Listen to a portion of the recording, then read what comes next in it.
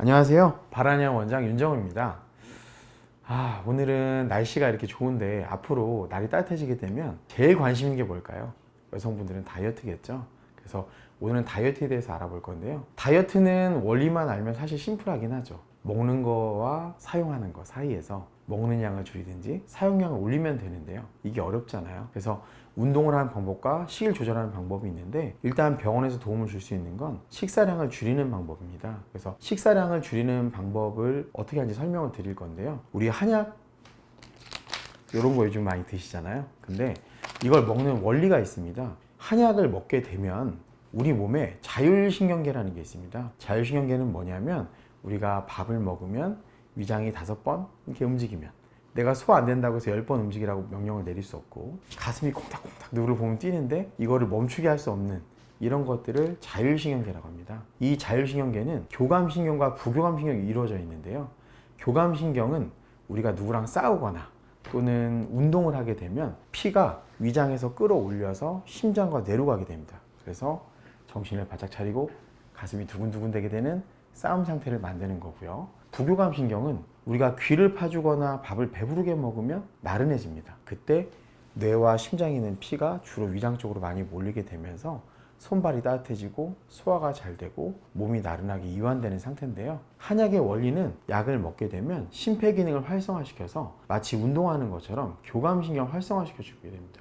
그렇게 되면 운동할 때 에너지를 소모하는 것처럼 몸을 에너지 소모 상태를 돌입시켜 주고요. 또 위장으로부터 다 피를 위로 올리기 때문에 입맛이 떨어지게 됩니다. 그래서 이렇게 다이어트 약의 원리가 있는데, 저희 병원에서는 2가지 시스템이 있어요.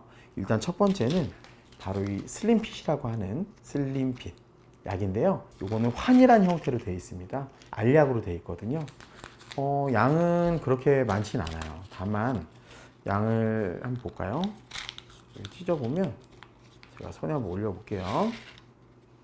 이렇게 조그마하니 한 주먹 정도 되는 것 같습니다. 이런 환 같은 경우를 한 번에 물하고 마시면 되는데요. 이게 양이 생각보다 많다고 하시는 분들도 있어요. 근데 어쨌든 이거는 왜 하는 거냐면, 우리 운동 가시면 처음에 살 빼려고 마음먹으면 뭐 하죠? 헬스장 끊죠? 그랑 똑같다고 생각하시면 됩니다. 헬스장에 등록을 하고 그 다음에 운동을 하죠. 다만 내가 운동을 어떻게 하는지는 모르고 일단 끊고 그냥 뭐 달리기도 하고 엮기도 들어보고 하는 경우가 있는데요. 이 슬림핏은 거기에 해당된다고 볼 수 있습니다.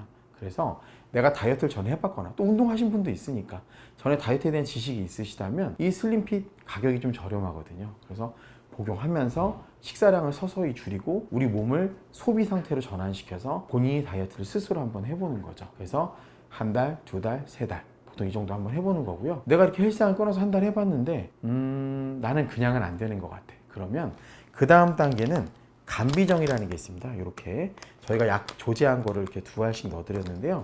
이거는 좀 큰 알약이긴 하지만 양이 되게 적습니다. 뜯어보게 되면 이렇게 조그만 알약 2알로 되어 있습니다. 효과는 뭐 어떻게 더 좋다 나쁘다는 없어요. 약간 처방이 좀 다르긴 하거든요. 어쨌든 이 2알을 같이 먹게 되는데, 이 프로그램의 핵심은 뭐냐면 PT 받는 것과 똑같습니다. 저희 원장 선생님하고 같이 상의하면서 일정을 체크하고 병원에 일주일에 1번 내지 2번 내원을 하게 되는데요.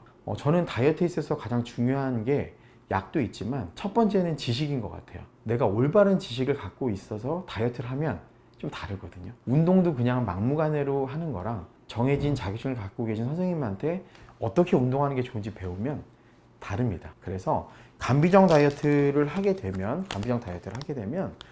선생님들하고 해독기를 갖게 됩니다. 그래서 1일에서 3일까지 뭐 선식도 먹고 한약도 먹고, 당연히 생으로 굶진 않겠죠.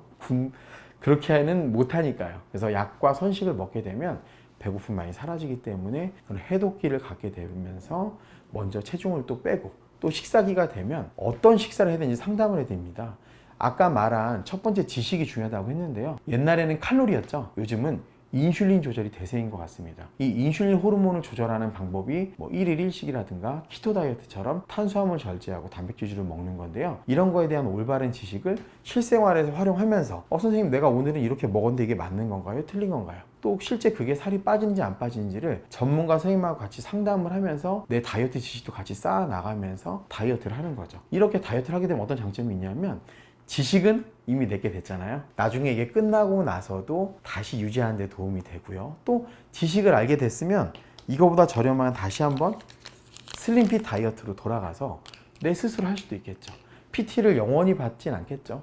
PT를 받고 알게 되면 또 스스로 가서 받고, 또 이렇게 스스로 하다가도 어느 순간 자세가 망가지게 되면 다시 교정이 필요한 PT를 받기도 하지 않습니까? 그래서 이 감비정과 슬림핏 두 가지는 서로 상호 보완적인 존재라고 볼 수 있습니다. 그래서 선생님과 상의하에 어떨 때는 감비정을 갖다가 어떨 때는 슬림핏을 갖다가 이렇게 해서 금액적인 부담도 왔다 갔다 조절할 수 있습니다. 이렇게 다이어트 하시면 되고요. 나중에 저희는 이제 감량기 끝에 요요기라는 게 있는데요. 감량기 때는 주로 식사 조절을 위주로 빼는 걸 설명드린다면, 요요기에는 이걸 유지하는 방법에 대한 공부를 하게 되는데, 이때는 또 운동에 대해서도 지식을 같이 드리니까요. 이런 PT 받는 것처럼 하고 싶으시다면, 초심자라면 감비정 먼저 해보시고요. 아니면 나는 운동이 두려워 하시면 간단하게 헬스장을 끊어서 먼저 먹어보고 이게 어떤 것 같으니까 다시 관심을 갖고 이쪽으로 진행하시는 분도 있어요.